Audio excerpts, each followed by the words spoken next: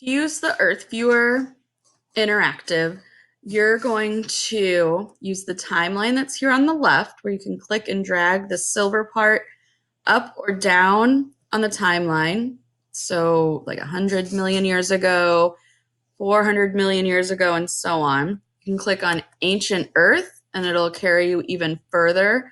600 million years ago, 700.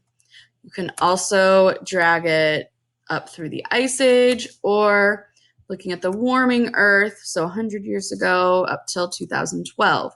You can note the length of day for 2012 is 24 hours. It tells you here. The oxygen level is 21%, and the carbon dioxide data, for example, this part is 385 ppm, which is parts per million. We're mainly going to be looking in Paleo Earth. And if I were looking here, I can click on View.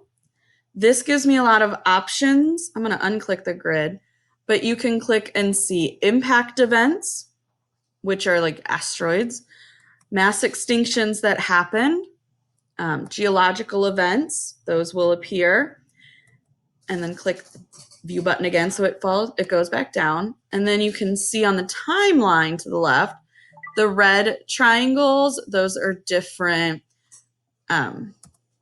impact events. You can drag further down, you can see the yellow, different extinctions. There's a geologic event that it'll tell you about with Pangea, and you can move the Earth around so you can see what's happening. So this left side has the different names for the time periods. So the Ordovician is around this time period. You can even click on that box there. And you can tell during the Ordovician extinction, it'll tell you how many millions of years ago. If you click on the yellow link here, 443 million years ago. It tells you in the paragraph about how much was lost.